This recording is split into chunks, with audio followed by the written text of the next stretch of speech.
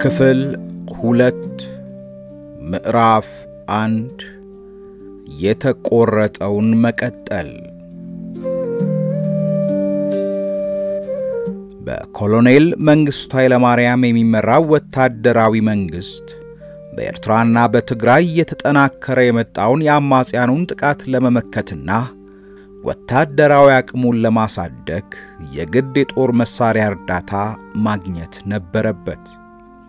ጦርነት ያደቀቀውን የኢኮኖሚ አቅሙን ለመጠገን ደግሞ የግድ የቀድሞ አጋሮቹ የምስራቅ አውሮፓ ሶሻሊስት ሀገራት ድጋፍ እንደሚያስፈልገው አምኗል። በፕሬዝዳንት መንግስቱ ኃይለማርያም የተመራ ልዩ ልዑክም ወደ የሀገራቱ አምርቶ ነበር። በወቅቱ የሶቪየት ህብረት ፕሬዝዳንት የነበሩት ሚካኤል ጎርባቾቭ ኮሎኔል መንግስቱን በክሬምሊን ቤተ መንግስት ተቀብለው ቢያነጋግሩትም መንግስታቸው ግን እንደ ሊዮኔድ ብሬዥኔቭ የኢትዮጵያ መንግስት የጠየቀውን ወታደራዊ ድጋፍና የጦር መሳሪያ እርዳታ ለማሟላት ፈቃደኛ እንዳልሆነ እቅጩን ነበር የነገሩት።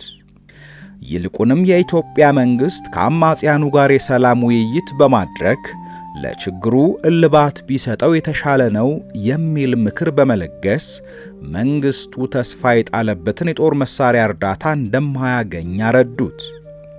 ከዓመታት በፊት የሶማሊያ ጦር የኢትዮጵያን ግዛት አልፎ ወረራ በፈጸመበትና የአገሪቱ ሉዓላዊነት አደጋ ላይ በወደቀበት ወቅት አሜሪካና ቻይና ወረራውን ለመቀልበስ የሚያስችል ወታደራዊ ድጋፍና የጦር መሳሪያ እንዲሰጡ ቢጠይቁም ሁለቱም ፈቃደኞች ሳይሆኑ በቀሩበት ወሳኝ ወቅት ላይ ሶቪየቶች እኛ አለንላችሁ በማለት በሰጡት ፈጣን ምላሽና ድጋፍ የተጀመረውን የሁለቱን አገራት ጠንካራ ወዳጅነት ታሳቢ በማድረግ ኮሎኔል መንግስቱ ለሚካኤል ጎርባቾቭ የመሳሪያ እርዳታውን ልመና ሲያቀርብ አይነፍጉኝም በሚል ነበር። ከክሬምሊኑ ውይይት በኋላ መንግስቱ ኃይለማርያምና ጓዶቻቸው የተረዱት ነገር ቢኖር ፍጹም የሚተማመኑባት የቁርጥ ቀን ወዳጃቸው የነበረችው ሶቪየት ህብረት እንኳ ፊቷን ማዞሯና መክዳቷን ነበር። የሶቪየት ህብረት ባለስልጣናት ለኢትዮጵያ መንግስት ያቀረቡት ሌላው አማራጭ ለጦርነቱ ማካሄጃ የሚያስፈልገውን የጦር መሳሪያ የእጅ በእጅ ሽያጭ እንድትገዛ ነበር። ይሄን ለማድረግ የሚያስችል የውጭ ምንዛሪ ደግሞ አልነበራትም። ስታካሄዱት የቆያችሁት የእርስ በእርስ ጦርነት ውጤቱ ኪሳራ እንጂ ውጤት እንዳላገኛችሁበት ተገንዝበናል ያሉት የሶቪየት ባለስልጣናት ከዚህ በኋላ ከምዕራባውያን አገራት ጋር የነበራችሁን አለመግባባትና የሻከረ ግንኙነት ማደስ ይኖርባችኋል፣ ከአማጽያኑም ጋር በድርድር ለአገሪቱ ዘላቂ ጥቅም መስራት ብቻ ነው መፍትሄው ሲሉ ኢትዮጵያውያኑን መከሯቸው።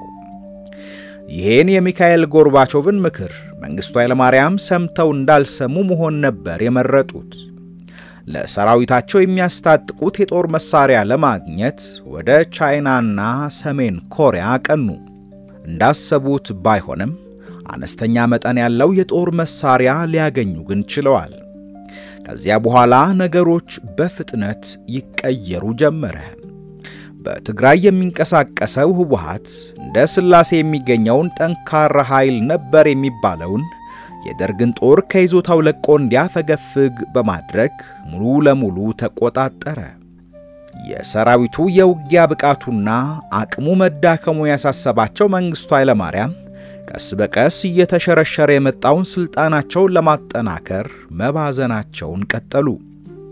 እንደ አማራጭ የወሰዱት እርምጃ ደርግ ወደ ስልጣን ከመጣበት ጊዜ ጀምሮ ከአሜሪካ መንግስት ጋር የነበራቸውን የተቀዛቀዘ ግንኙነት ማደስ ነበር። ለዚህ ቁልፍ ሚና ነበራቸው የሚባሉት የቀድሞ የአሜሪካ ፕሬዝዳንት ጂሚ ካርተር ይጠቀሳሉ። እኚህ የቀድሞ ፕሬዝዳንት ወደ ኢትዮጵያ መጥተው የኢትዮጵያ መንግስት በአገሪቱ ከሚንቀሳቀሱ አማጺ ኃይሎች ጋር የሰላም ድርድር እንዲያካሂድ ሐሳብ ሲያቀርቡ መንግስቱ ያሳየው ፈቃደኝነት ተጠቃሽ ነው። በሶማሊያ ወረራ ወቅት የአሜሪካው ፕሬዝዳንት የነበሩት ጂሚ ካርተር ኢትዮጵያ በገጠማት ውጥረት የጦር ኃይሏን ለማጠናከርና የጦር መሳሪያ ግዢ ቅድሚያ ክፍያ የፈጸመችባቸው የጦር መሳሪያዎች እንዳይሰጧት ከልክለዋል። ይህንንና የመሳሰሉ ቅራኔዎችን ወደ ጎን በመተው ከቀድሞ የአሜሪካ ፕሬዝዳንት ጋር የተደረገ ውይይት የመንግስቱን የስልጣን ዘመን ለማራዘም ከተወሰዱ እርምጃዎች አንዱ ተደርጎ መታየት ጀመረ። ይሁንና የደርግ ወታደራዊ መንግስት የነበረው የስልጣን አቅምና ጥንካሬው እንደተዳከመ የተረዱት አማጽያኑ ጥቃታቸውን በማጠናከር ከጊዜ ወደ ጊዜ የሚያስለቅቋቸው ነፃ መሬቶች በማስፋት ወደ መሃል ሀገር እየተጠጉ በመምጣታቸው ግራ መጋባቱ አልቀረም። ይሄም ሆኖ ግን ኮሎኔል መንግስቱ የምስራቅ ሶሻሊስት ወዳጆቻቸውን የጦር መሳሪያ እርዳታ እንዲሰጧቸው መማጸናቸውን አላቋረጡም። የምስራቅ ጀርመን ፕሬዝዳንት የነበሩት ሆኒከር ባደረጉላቸው ጥሪ መሰረት አገሪቱን ለመጎብኘት እግረ መንገዱንም የጦር መሳሪያ እርዳታ ለመጠየቅ ወደዚያ ሲያመሩ ከሰራዊታቸው ሲሶ የሚሆኑ ጀነራል መኮንኖቻቸው ያደረጉት የመፈንቅለ መንግስት ሙከራ ፕሬዝዳንቱ የተማመኑበት ነገር ሁሉ እየከዳቸው እንደሆነ ሳያስገነዝባቸው አልቀረም። የሀገር ውስጥ ጉዳይ ሚኒስትር ተስፋዬ ወልደ ስላሴ የመፈንቅለ መንግስት ሙከራውን በማክሸፍ ከ176 በላይ ከፍተኛ ባለስልጣናትና ወታደራዊ ባለማዕረጎችን በቁጥጥር ስር በማዋል የስልጣን ዕድሜያቸው በዚህ ከመቀጨት አድኖታል። የኮሎኔል መንግስቱ ኃይለማርያም ጥቂት የቅርብ አማካሪዎቻቸው ከአሜሪካና ከእስራኤል መንግስታት ጋር ጠንካራ ዲፕሎማሲያዊ ግንኙነት የሚፈጥሩበትን መላ ለማፈላለግ የተገደዱትም ከነዚህ ውጥረቶች ለማገገም እንደ መፍትሄ በመቁጠሩ ነበር።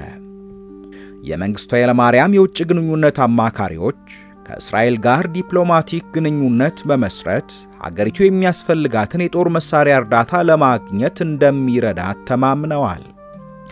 ከእስራኤል ጋር የነበራቸውን ታሪካዊና ስትራቴጂካዊ ግንኙነት ለመመለስ ሰፊ ጥረት ማድረጋቸው በአንድ በኩል በሀገር ውስጥ ያለውን ውጥረት ለማርገብ እንደ አማራጭ የተያዘ ቢሆንም እስራኤልም በበኩሏ አጋጣሚው የራሷን ፍላጎት ለማሟላት እንደ መልካም አቋራጭ እንድታየው አነሳስቷታል።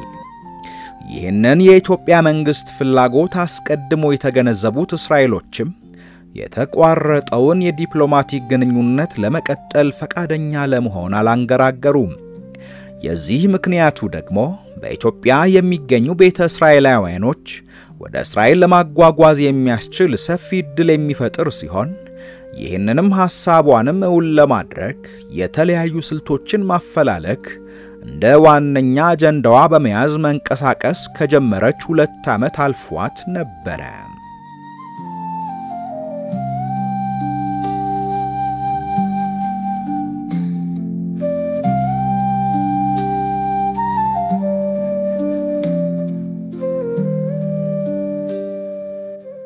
የእስራኤሉ ቁልፍ ሰው በ1989 የመጸው ወራት መጀመሪያ ላይ የእስራኤል ጠቅላይ ሚኒስትር ይስሐቅ ሻሚር በሞሳድ ውስጥ ሥራ በጀመሩበት ወቅት በኢትዮጵያ፣ በኬንያ፣ በኢራን ቁልፍ ተግባራትን ለማከናወን ቆርጠው የተነሱበት ጊዜ ሆነ። ሪዩቫን ሚርሃቭን በሚባል የሚታወቀው እስራኤላዊ በእነዚህ ሀገራት ቁልፍ ተግባራትን በማከናወን ገናና ስም አትርፏል። በጠቅላይ ሚኒስትሩ ቢሮ የእስራኤል መንግስት ኢትዮጵያን በተመለከተ ሊከተለው የሚገባውን ፖሊሲ ለሚቀርጽ ዲፓርትመንት ዋና ተጠሪ ሆኖ እንዲሾም የተደረገውም በእነዚህ ሀገራት ላይ በነበረው የቀረበ ልምድ ውጤታማ ይሆናል ተብሎ በመታሰቡ ነበር።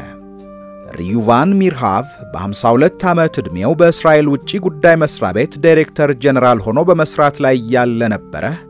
ጠቅላይ ሚኒስትሩ በኢትዮጵያ ያሉ ቤተ እስራኤላውያንን በተመለከተ መንግስታቸው ሊተገብሩ የሚችለውን ስልት እንዲነድፍና ተፈጻሚነታቸውን እንዲከታተል እንዲሁም እስራኤል በኢትዮጵያ ላይ የምትከተለውን ፖሊሲ እንዲያረቅ ኃላፊነት የተሰጠው።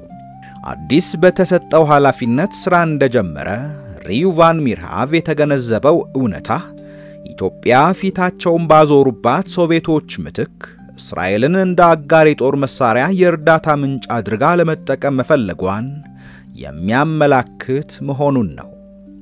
ይህንን ፍላጎታቸውን ለማሳካት እየጣሩ ያሉት ደርጎች እየተንኮታኮተ ያለው የሀገሪቱ ኢኮኖሚ ጦርነቱ በሚጠይቀው ከፍተኛ ወጪ ሳቢያ ያበቃለት ነው ከሚባል ደረጃ ደረሰ። የሶሻሊስት ሪዮትን አራምዳለሁ የሚለው መንግስቱ ኃይለማርያም ግን ከ12 እስከ 15 ሚሊዮን የሚጠጋ በሰሜን የሚገኘውን የሀገሪቱን ህዝብ በመንደር ምስረታና በሰፈራ ስም ወደ ምዕራብና ደቡብ የሀገሪቱ ክፍል እንዲሰፍሩ በማስገደድ ከፍተኛ ቀውስ ያስከተለ ተግባር ያከናውን ነበር። ኖቬምበር 3 1989 ኢትዮጵያ ለ16 ዓመት አቋርጣው የነበረውን የእስራኤል ዲፕሎማቲክ ግንኙነት በአዲስ መልክ መጀመሯን አስታወቀች። ከሁለት ቀናት በኋላም የመንግስቱ ኃይለማርያም የቅርብ አማካሪ በነበረው በካሳ ከበደ የተመራ ከፍተኛ ልዑካን ቡድን ወደ ኢየሩሳሌም ተላከ። በአምባሳደር ካሳ ከበደ የተመራው የኢትዮጵያ ከፍተኛ ልዑክ በኢየሩሳሌም አቀባበል ተደረገለት። የሞሳድ ከፍተኛ ባለስልጣናት እንዲሁም በወቅቱ የእስራኤል ምክትል ውጭ ጉዳይ ሚኒስትር የነበሩት ቤንጃሚን ኔታንያሁ ተቀብለው የሁለቱ ሀገራት ግንኙነት በሚጠናከርበት መንገድ ዙሪያ ተወያይተዋል። አምባሳደር ካሳ ከበደ ከመንግስቱ ኃይለማርያም ለእስራኤል ጠቅላይ ሚኒስትር ይስሐቅ ሻሚር የተላከ ልዩ መልእክት ያቀረቡ ሲሆን ፕሬዝዳንት መንግስቱ በዚህ ደብዳቤያቸው ከእስራኤል ጋር ያላቸውን ጥንታዊ ስትራቴጂካዊ ዝምድና እንደገና ለመቀጠል ያስችል ዘንድ በቀይ ባህር ላይ የሚገኙትን የዳህላክ ደሴቶች እስራኤል የመከላከያ ተግባራት እንድታከናውንባቸው ከመፍቀዷ በተጨማሪ በኢትዮጵያ ያሉ ቤተ እስራኤላውያንን ወደ አገሯ እንድትወስድ ፍላጎቷን አሳይታለች። እነዚህ ቤተ እስራኤላውያን በየወሩ ከ500 እስከ 1000 በሚደርስ መጠን ወደ እስራኤል እንዲጓጓዙ ሁኔታዎችን ለማመቻቸት ዝግጁ መሆኗንም ገልጻለች። ይህ የፕሬዝዳንት መንግስቱ ልዩ መልእክት ይህንን ሁሉ ጥቅሞች ለእስራኤል ሲያበረክት በመተኩ ምን ለማግኘት በመሻት ነው የሚል ጥያቄ ማስነሳቱ አልቀረም።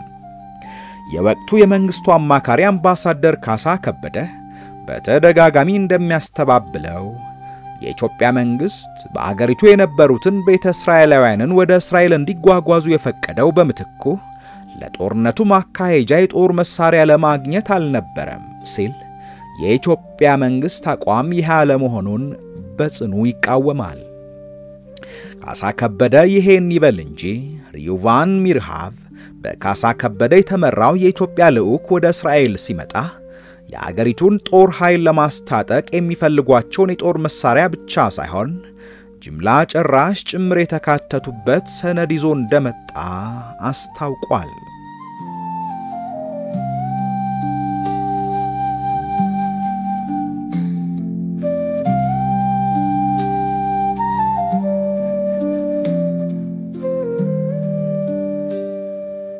በወቅቱ በእስራኤል ያሉ ግዙፍ የጦር መሳሪያ ኢንዱስትሪዎች በእስራኤል ኢኮኖሚ ውስጥ ጉልህ ሚና እንደነበራቸው ይታወቃል።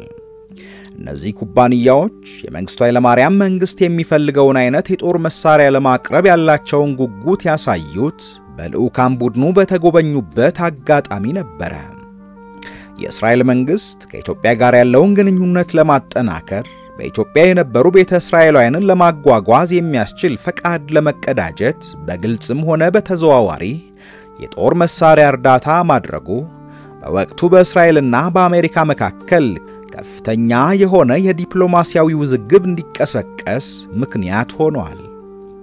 ይሁንና የኢትዮጵያ መንግስት በተደጋጋሚ የእስራኤል መንግስት ቃል የገባውን የጦር መሳሪያ እርዳታ ፈጽሞ እንዳልሰጠና በማይፈጸም የተስፋ ቃል የሚፈልጉትን ለማግኘት እንደተጠቀሙበት በምሬት ሲናገር ተደምጧል።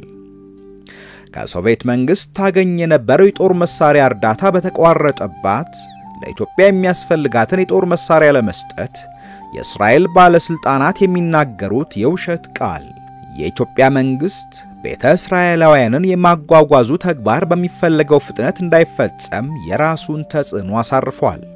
ጉዳዩን በቅርበት ይከታተል የነበረው የወቅቱ በኢትዮጵያ የአሜሪካ ኤምባሲ ምክትል ጉዳይ ፈጻሚ ቦብ ፍሬዘር እስራኤሎች የሚከተሉት የብልጣብልጥነት ስልት እጅግ አደገኛ መዘዝ እንደሚያስከትል ገልጾላቸው ነበር። እንደ ቦብ ፍሬዘር ገለጻ እነዚህ ሰዎች እንደሌላ ሰዎች እንዳይመስሏችሁ፣ እነዚህ ሰዎች የባናና ሪፐብሊክ ሰዎች አይደሉም። እጅግ ጥበበኞች፣ አርቀው የሚያስቡ ብልሆች ናቸው፣ አደገኞችም ጭምር። ባቄላ ነው ተብሎ የእሸት ቅርፊት በማሳየት የሚታለሉ አይደሉም። የጦር መሳሪያ እርዳታ እናደርጋለን ብላችሁ ቃል በገባችሁት መሰረት የጦር መሳሪያውን ሳትሰጡ ቤተ እስራኤላውያንን ከኢትዮጵያ አጓጉዘን እንጨርሳለን ብላችሁ አትሞኙ ሲል አስጠንቅቋቸው ነበር። በጠቅላይ ሚኒስትሩ የኢትዮጵያ ጉዳዮች ዲፓርትመንት ኃላፊ በመሆን የተሾመው ሪዮቫን ሚርሃቭ በኢትዮጵያ አዲስ ለሚከፈተው የእስራኤል ኤምባሲ በአምባሳደርነት የሚሾም ሰው ለመምረጥ ብዙም አልተቸገረም ነበር። ከ16 ዓመት በፊት በኢትዮጵያ የነበረውን የእስራኤል ኤምባሲ ለቀው ሲወጡ በኤምባሲው ቅጥር ግቢ ሲውለበለብ የነበረውን የእስራኤል ባንዲራ ከተሰቀለበት አውርዶ በክብር ወደ ኢየሩሳሌም የመለሰው የወቅቱ አምባሳደር የነበረውን ሚርዬፋን በእጩነት አቀረበ። ያወረዱትን ባንዲራ እንደገና እንዲሰቅሉና በኢትዮጵያ ምድር እንዲውለበለብ ያደርጉ ዘንድ በአምባሳደርነት የተሾመውም ይሄው እስራኤላዊ ነበር። በመቀጠልም ለዓመታት ከኢትዮጵያ ቤተ እስራኤሎች ጋር ይሰራ የነበረውና አማርኛ ቋንቋን አቀላጥፎ የሚናገረው የአይሁድ ኤጀንሲ ሰራተኛ የ46 ዓመቱ ሚካ ፋልድማንን ስፔሻል ኮንሱለር ኦን ፋሚሊ ሪዩኒፊኬሽን በተባለ ወሳኝ የሥራ ዘርፍ ላይ ተመድቦ እንዲሰራ ተሾመ። የአማርኛ ተናጋሪ እስራኤላዊ ተጓዦቹ ቤተ እስራኤላዊ ስለመሆናቸው የአይሁዶች ዝርዝር ሰነድ የተሰኘውን መረጃ በማመሳከር ማረጋገጫ የመስጠት ቁልፍ ስልጣን ነበረው። የእስራኤል ኤምባሲ ጃንዋሪ 22 1990 በአዲስ አበባ እንደገና በይፋ ተከፍቶ ሥራ ጀመረ። ኤምባሲው በኢትዮጵያ የሚገኙ ቤተ እስራኤላውያን ሥርዓቱን ጠብቀው ከጎንደር ወደ አዲስ አበባ በማመላለስ ከአዲስ አበባ ወደ ቴል አቪቭ የሚደረጉ በረራዎችን በመጠቀም በሰከነ መልኩ የማከናወን ዕቅድ ነበረው። ይሁንና እንዳሰቡት አልሆነም። ዕቅዳቸው ተበላሽቶ ሙሉ በሙሉ ከቁጥጥራቸው ውጪ ሆነ። ባልተጠበቀ ሁኔታ ነገሩ ከምንጭነት ወደ ጎርፍነት የተቀየረበት ሁኔታ ተከሰተ።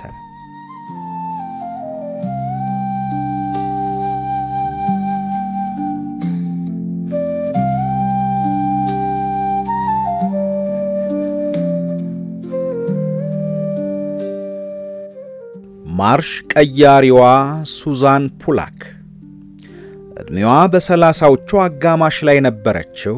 አሜሪካዊቷ ሱዛን ፑላክ የትውልድ መንደሯ ከሆነችው ሜይን ከተማ ከሚገኝ ብቸኛ የአይሁድ ቤተሰብ ተፈጠረች። በ1981 ወደ ኢየሩሳሌም በመጓዝ በአሜሪካውያን አሶሲዬሽን ፎር ኢትዮጵያን ጁዊሽ የተባለው መንበር አውካዳንት ሃዋርድ ሊንሆፋ እንዲሁም ኢትዮጵያውያን ቤተ እስራኤሎች ያደረጉትን ንግግር ካደመጠች በኋላ ነበረ ኢትዮጵያውያን አይሁዶችን ለሀገራቸው ለማብቃት በሚካሄዱ እንቅስቃሴዎች በበጎ ፈቃደኝነት አስተዋጽኦ ማድረግ የጀመረችው። በጎንደር አካባቢ ለሚገኙ የቤተ እስራኤላውያን መንደሮች በድብቅ መድኃኒት እንዲገባ እስከ ማድረግ የሚጠቀሱ ተግባራትን አከናውናለች። ገንዘብ ማሰባሰብና በተለያዩ ሀገራት የሚገኙ አይሁዶች በኢትዮጵያ ስለሚገኙ ቤተ እስራኤላውያን ያውቁ ዘንድ የግንዛቤ ማስጨበጫ ሥራዎችን የሚያከናውን ቡድን ውስጥም ጉልህ ተሳትፎ ነበራት። በዚህ እንቅስቃሴ ውስጥ ለአንድ ዓመት ያህል ስትሳተፍ የነበረችው ሱዛን ፑላክ ከጥቂት ዓመታት በኋላ በአዲስ አበባ የሬዚደንት ዳይሬክተር አሜሪካን አሶሲዬሽን ፎር ኢትዮጵያን ጁዊሽ አካል በመሆን እጅግ አስገራሚና ወዛጋቢ የሆኑ የእስራኤልና የአሜሪካ መንግሥት ትኩረትን የሳቡ ተግባራትን አከናውናለች። ሱዛን ፑላክ በአዲስ አበባ ወኪል ሆና ስትሰራበት የነበረው የአሜሪካውያን ማህበር ለኢትዮጵያ አይሁዶች የተሰኘ ማህበር ባከናወነው እንቅስቃሴ የአሜሪካ መንግሥት ባለስልጣናት ቤተ እስራኤላውያንን ወደ እስራኤል ለማጓጓዝ በወጣው ዕቅድ ዙሪያ ድጋፋቸውን እንዲሰጡ የሚያስችል ተግባር ከመፈጸሙ ሌላ በእንቅስቃሴውና በጉዳዩ ዙሪያ ቀውስና ውጥረት እንዲፈጠሩ ያደረጉ ተግባራትን ፈጽሟል። የኤኤኢጂ የመጀመሪያው ፕሬዝዳንት ሃሪጎም በርገር በኒውዮርክ በሚገኝ የአይሁዶች ምግባረ ሰናይ ፌዴሬሽን ውስጥ በማህበራዊ ጉዳዮች በሰራተኝነት ተቀጥሮ ሲሰራ ከቆየ በኋላ በ1965 ወደ ኢትዮጵያ መጣ። በጎንደር ዙሪያ በሚገኙ አካባቢዎች የሚገኙ ቤተ እስራኤሎችን የጎበኘው ሃሪጎም በርገር በአኗኗራቸው ፍጹም የደነገጠ እንዲሁም ለእምነታቸው ለሃይማኖታቸው ያላቸው ጽናት ያስደነቀው ጎብኚ ነበረ። ወደ ሀገሩ አሜሪካ ከተመለሰ በኋላ በግሉ የገንዘብ ማሰባሰቢያ ፕሮግራሞችን በማቀናጀትና በማስተባበር ድጋፍና እርዳታ መስጠት የጀመረ ሲሆን ከዓመታት በኋላ ሌሎች በጎ ፈቃደኞችን በማስተባበር መንበሩን ለማቋቋም የቻለ ባለውለተኛ ነው። በአጭር ጊዜ ውስጥ በዓለም የሚገኙ አይሁዶች የሚያንቀሳቅሷቸው ተቋማት ባደረጉት ድጋፍ ዓመታዊ በጀቱ ወደ 1.5 ሚሊዮን ዶላር ያደገው ይሄው የአሜሪካ ማህበር ለኢትዮጵያ አይሁዶች ተቋም አመራር የሆነው ሌንሆፍ ናቲ ሻፕሮንና ራሱ በርገር የእስራኤል መንግስት በኢትዮጵያ በሚገኙ ቤተ እስራኤላውያን ላይ በሚያራምደው አቋም ግራ ይጋቡ ነበር። የእስራኤል መንግስት በጉዳዩ ላይ ያለውን የማይታወቅ ለዘብተኛ አቋም በመተቸት የአሜሪካውያኑን ማህበር በየጊዜው የእስራኤል መንግስት የጥቁር አይሁዶችን መብት አያከብርም የሚል ክስ እስከ መሰንዘር አስገድዷቸው እንደነበር ይናገራሉ።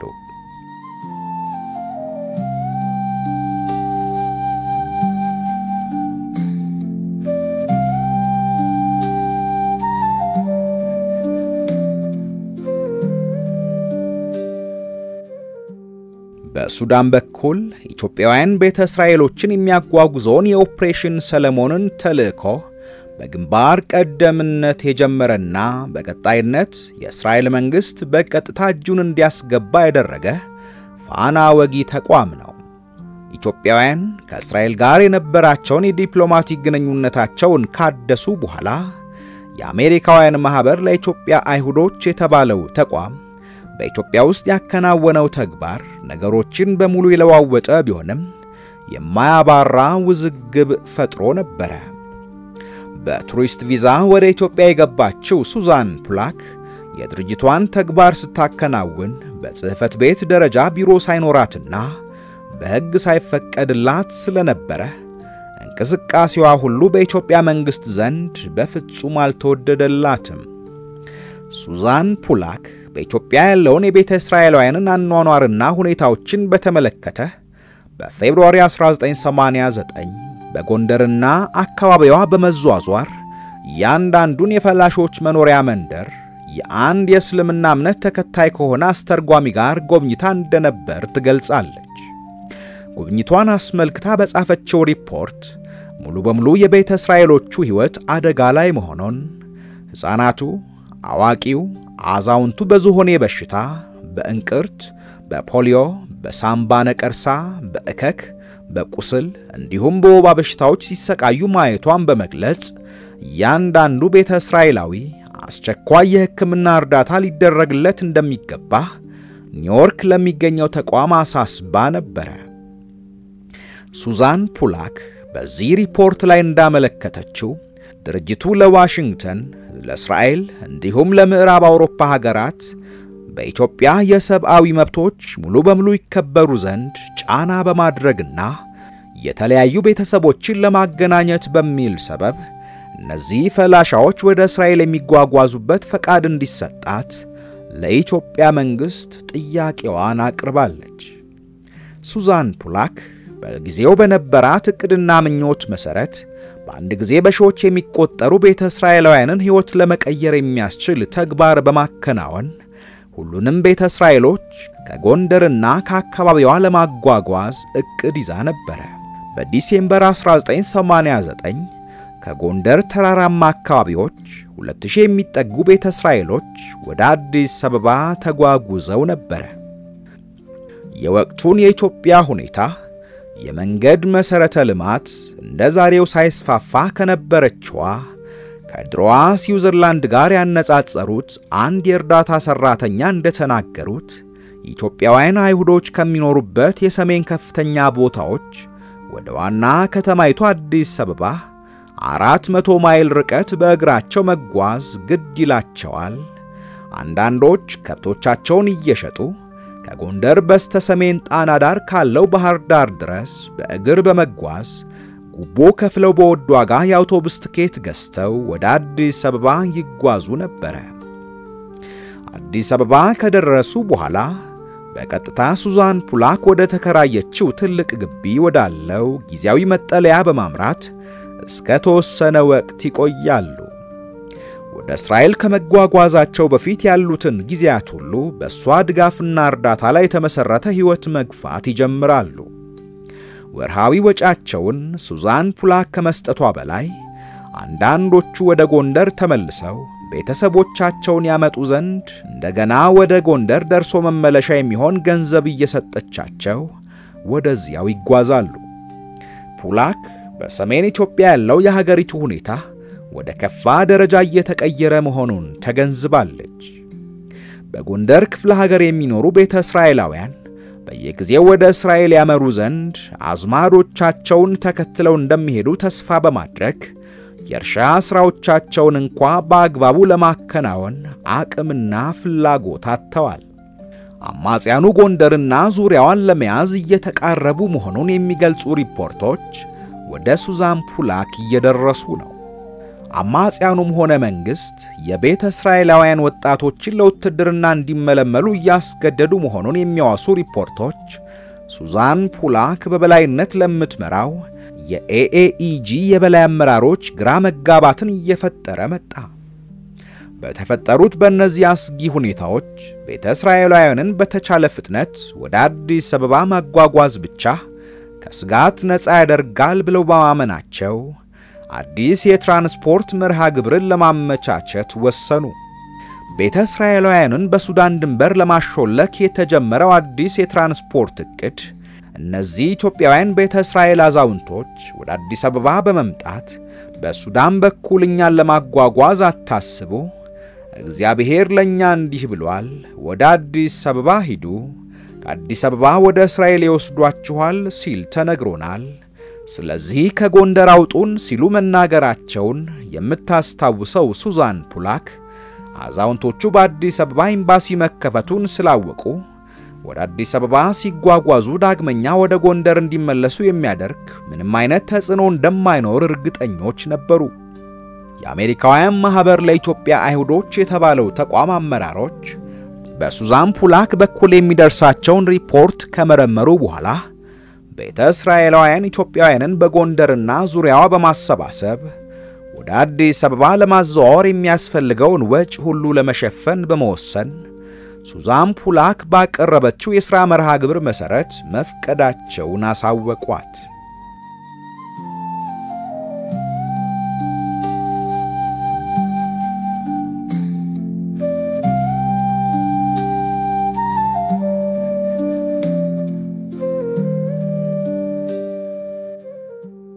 ውድ የኢትዮ ሜዳ ቤተሰቦች የኦፕሬሽን ሰለሞን መጽሐፍ ትረካ ክፍል 2 አብቅቷል። በቀጣይ ክፍል 3ን ይዘንላችሁ እንቀርባለን። ወደ ቤተሰቦቻችን ቻናላችንን ሰብስክራይብ፣ ላይክ፣ ሼር እንድታደርጉ ሐሳብና አስተያየቶቻችሁን እንድታጋሩን በአክብሮት እንጠይቃለን።